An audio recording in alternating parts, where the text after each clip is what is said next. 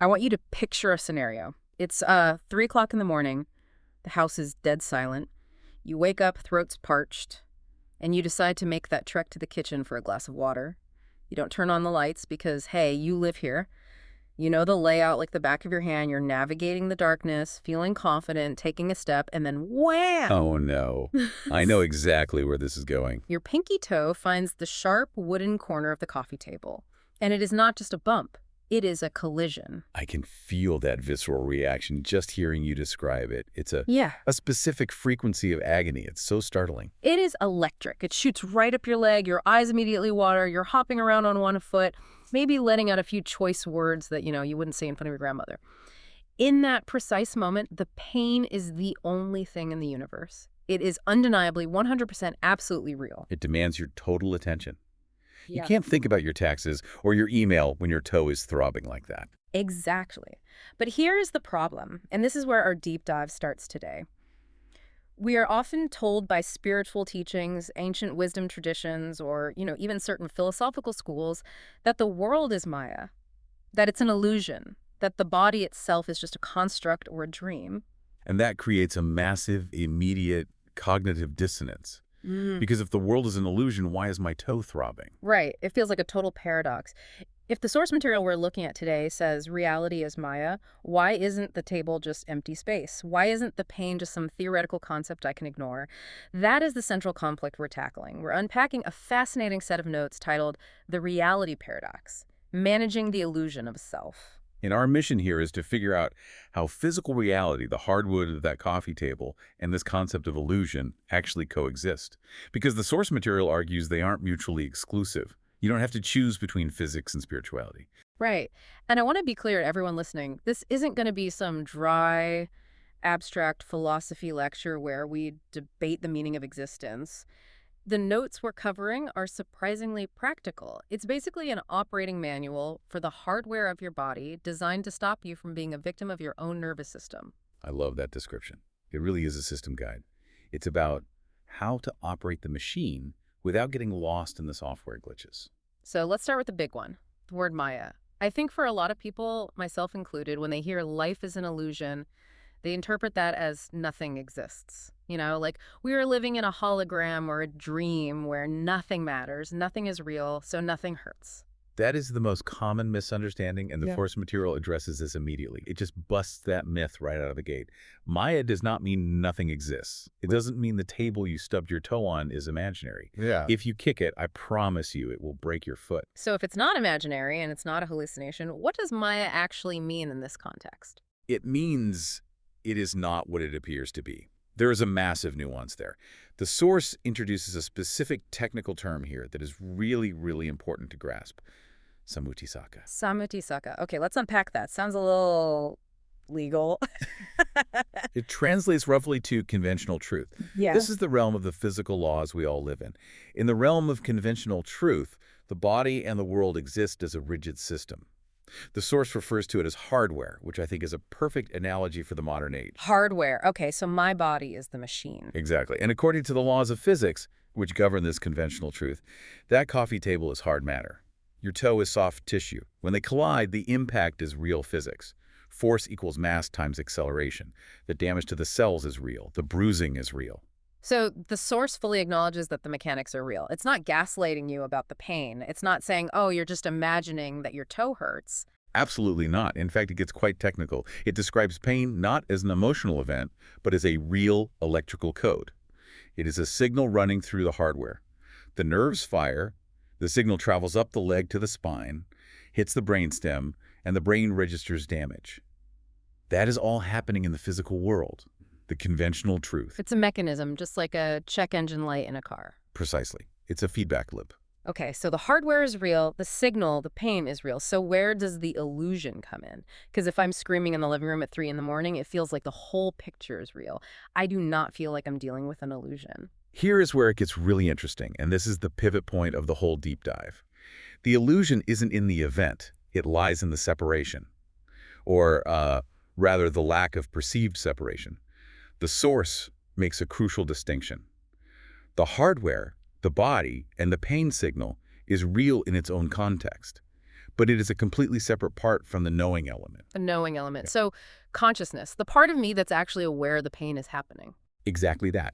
The source argues that there are two distinct things happening simultaneously. One, the hardware is damaged and sending a signal. Two, the knowing element registers that signal. The illusion, or the Maya, happens because we fuse those two things together instantly. We don't see a gap. It happens so fast. We see zero gap. We weld them together. And this brings us to the central analogy in the text, which I found incredibly helpful for visualizing this. It's the car and driver metaphor. I like this too because it anchors these lofty ideas in something mechanical that we all get. So walk us through the setup. Okay, so imagine you're driving a car. You're cruising down the highway. If that car gets into a crash, let's say you rear-end someone, the metal dents, the bumper's crushed. That damage is objectively real. The physics happened, the metal is twisted, the radiator's leaking. Right. But I, the driver inside the car, do not physically get dented just because the bumper is dented. My skin doesn't bruise because the car door is scratched. I am separate. Precisely. You are distinct from the vehicle. You're the operator sitting inside it. But in our lives, with our bodies, we lose that distinction. Completely. We think we are the car. Exactly. The source discusses the brain's role here, describing the brain or the mind essentially as a consultant or an advisor to the driver. An advisor. That's a charitable way to describe my brain when I'm in pain. Usually it feels closer to a panic alarm. Well, think about what the brain is actually doing in that split second. When you stub your toe, the advisor's sending a memo to the headquarters. It says, report. The toe has collided with an object. Structural integrity compromised. Tissue damage detected. Immediate attention required. Okay, so strictly speaking, it's just data. It's a damage report. It's just data. The advisor isn't doing anything wrong. It's supposed to report damage so you don't keep walking on a broken foot and, cause gangrene. It's a survival mechanism. But the problem is, I don't hear report. The toe is damaged. I feel I am hurt. And that is the confusion. That is the Maya. We mistakenly believe we are the car. We take that hardware report, which is just electrical data, and we internalize it as, I am suffering. We don't say, the system is registering damage. We say, me, my pain, my suffering. Why did this happen to me? What did I do to deserve this? We merge the driver with the vehicle. It's like if the check engine light came on in your car and you suddenly felt sick to your stomach, feverish, and started glowing orange. That's a perfect way to put it. We merge so completely that we forget there is a difference between the machinery and the user. Yeah. And this leads to what the source calls the double irony, or the cosmic joke. I love that phrase, the cosmic joke, though it sounds a little ominous and implies we're the punchline. In a way, we are, but it's a compassionate joke, if that makes sense. It has two parts. The first irony is what we just discussed, the immersion.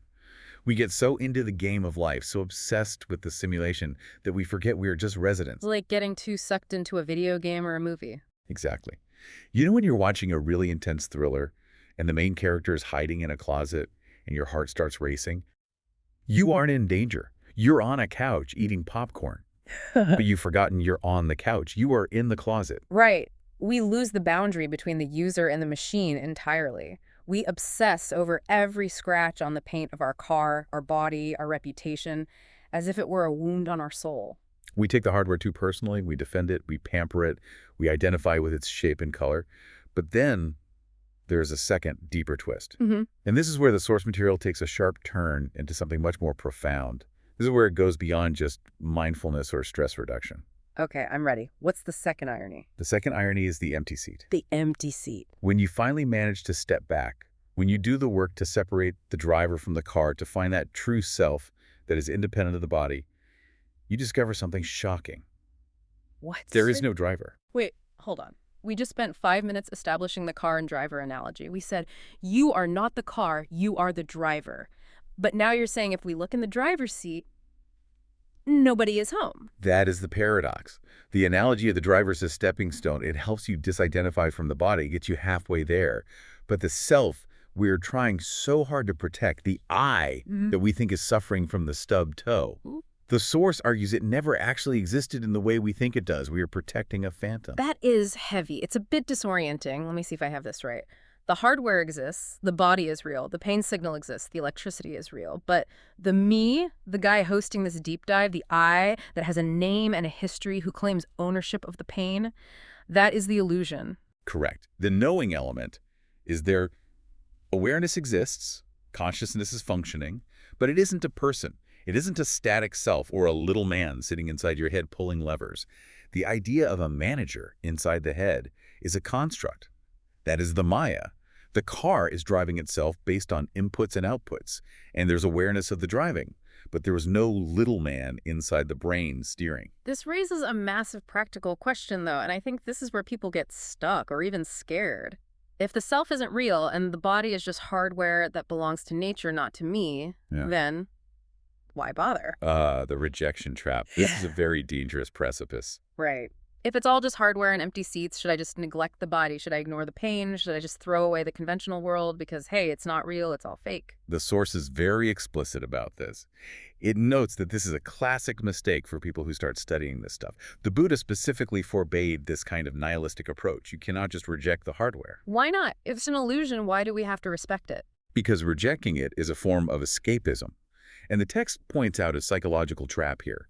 If you try to reject the body because you hate the pain or because you want to escape suffering, you are actually reinforcing the self. How does rejecting the self reinforce the self? That sounds contradictory. Because you have to ask, who is doing the rejecting? Who is hating the pain? It's the victim. By trying to escape, you are validating the existence of a victim who is suffering and wants out. You're creating a self that hates the world. That isn't liberation, that's just a different kind of trap. You're just engaging in a different kind of drama. Instead of the drama of, I love this, it's the drama of, I hate this. Both require an I. Wow. That's subtle. Yeah. So you can't just check out, you can't just say none of this matters, but you also can't indulge in the drama. So what is the alternative? How do we operate if we can't identify with the car, but we also can't abandon it? The source proposes a dual-layer strategy. It suggests we need to become proficient at running our lives on two operating systems simultaneously. 2 layers at once. Sort of a split-screen approach to existence. Exactly. Layer 1 is the ultimate truth, what they call paramathasaka. This is the internal work. In this layer, you keep the mind completely empty of self. You do not identify as the person receiving the pain. You observe the phenomena, the sensations, the thoughts, without attaching a me to them. You know the seat is empty. You know it's just flow. Okay, so internally, total detachment, no story, no poor me. Correct. But then you have layer 2, conventional truth or sammitisaka. This is the external engagement. This is where you respect the hardware. And respecting the hardware looks like what, practically? It means if the machine is hungry, you feed it. If the machine is sick, you treat it. If the toe is broken, you put ice on it. You maintain the vehicle. But not because it's you. Right. You do it because it's useful. It's necessary to keep the machine running to be of service. You can't drive to the grocery store or help your neighbor or do your work in a car with 4 flat tires. You maintain the system so it can function in the world, but you don't confuse the maintenance of the system with the purpose of your existence. That distinction is so important. It's the difference between saying, I need to eat because I am hungry and miserable and I need comfort, versus the system requires fuel to continue operations. Precisely. It shifts the perspective from a drama to a management task. It takes the emotion out of the maintenance. And this brings us to the final metaphor in the source, which I think is the most empowering part of the text. It calls for a CEO mindset. I like this, moving from the driver who is stuck in traffic and honking the horn to the executive chairman. Think about a CEO or a high-level executive of a large manufacturing plant. They're sitting in their office upstairs. When they receive a report that sales are down in the Midwest or a machine on the factory floor is broken, do they fall on the floor and weep? Do they take it as a personal attack on their character? Do they scream, why does the machine hate me? No, usually not. If they're a good CEO, they look at the data. They might be concerned, sure, but they aren't personally offended that the machine broke. It's just physics. Right. They look at the reports as data points. Sales are down. Okay, what's the strategy? We need to pivot. The machine is broken. Okay, authorize repairs, get the technicians in there. It is objective. It is data-driven living. So applying this to our lives, the pain in the toe, the hunger in the stomach, even emotional waves, these are just reports on the desk. They are memos. Memo, anxiety levels rising due to upcoming deadline. Memo, stomach empty. Memo, right foot trauma detected. The goal is to make decisions based on that information without falling victim to the data. You don't become the report, you read the report. I am not the report, I read the report. That is such a useful mental hook. It creates that tiny bit of distance you need to breathe. It stops the spiral. It changes everything. When you operate this way, the source describes the result as pure action. Pure action. It sounds almost martial arts-like. or like a state of flow. What does it mean in this context? It means the decision is made cleanly. It isn't muddied by fear or pride or poor me or what will they think of me. It is just the necessary action required by the situation. Clean execution. You ice the toe because it needs ice, not because you need sympathy from your spouse. Exactly. You apologize to a friend because an apology is the correct mechanism to fix the relationship hardware, not because you are wallowing in guilt. And here's where it connects back to the deeper spiritual consequences mentioned in the text. The source implies that what creates karma, or what creates the cycle of retribution, if you subscribe to that view, is that sticky attachment. The stickiness? The me sticking to the action. I did this, she did that to me. That attachment leaves a residue. So pure action is residue-free. Yes. When you act with pure action, just as an administrator of the hardware, you don't create that residue. You stop the cycle of holding on to things. It's like browsing the internet in incognito mode. Oh, I like that. You're doing the actions, you're visiting the sites, you're getting the information, but you aren't saving the history. You aren't clogging up the browser. That is actually a brilliant analogy. Yes, you are interacting with the world, you are fully present, but you aren't accumulating the baggage of a self that needs to be defended or vindicated. You aren't filling up your hard drive with cookies and cache files of resentment and regret.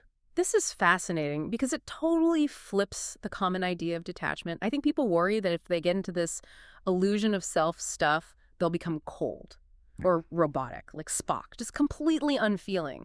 But the CEO mindset suggests you might actually be better at life. Much better. Because you aren't wasting energy on the drama. You are focused entirely on the resolution. If you aren't panicking about the stub toe, you can get the ice pack faster. If you aren't wallowing in the story of why you got sick, you can focus on the treatment. It's high-efficiency living. You become a better parent, a better partner, because you aren't reacting from your own wounded ego. You're responding to the actual needs of the situation. That makes so much sense. When you aren't busy defending your own character in the movie, you can actually pay attention to the other characters. Exactly. You become a better user of the hardware because you aren't fighting it. So let's synthesize this for the listener because we've covered a lot of ground today. We started with a stubbed toe, a moment of pure, undeniable physical reality. We realize that while the pain is real hardware damage, conventional truth, the suffering comes from the driver identifying with the car. And we learned that the driver is actually a phantom. The seat is empty. But, and this is the key, we can't just abandon the car. We have to maintain it. So the solution is to become the CEO, to view the pain, the hunger, the life events as data to be managed, to act with pure action regarding the conventional truth, while holding on to the ultimate truth that there is no self to be harmed. That is the reality paradox. You live fully in the illusion, respecting its rules, without ever being fooled by it. It is a high bar. I mean, doing this at 3 in the morning when you've just smashed your toes, that's advanced level work. It takes practice. It does. But even just knowing the distinction exists, that's the first step. Just knowing you have the option to step back and look at the memo instead of becoming the pain. It's not about numbness, it's about clarity. It's about feeling the pain as a signal, not a story. Exactly. The signal is useful information. The story is just overhead. As we wrap up this deep dive, I want to leave you with a thought, something to try out in the real world. We talked about pure action. I want you to think about a decision you have to make today. Maybe it's a difficult conversation you've been avoiding. Maybe it's a diet choice. Maybe it's just dealing with a frustration at work. Ask yourself, what would this decision look like if I made it strictly as the administrator of this life's hardware? If you took the main character out of the drama, if you weren't the victim or the hero, but just the CEO managing the asset, what would you do differently? How much lighter would that decision feel? It might just change the entire outcome. Try it out. See if you can find that empty seat. Thanks for diving deep with us today. Take care of your hardware.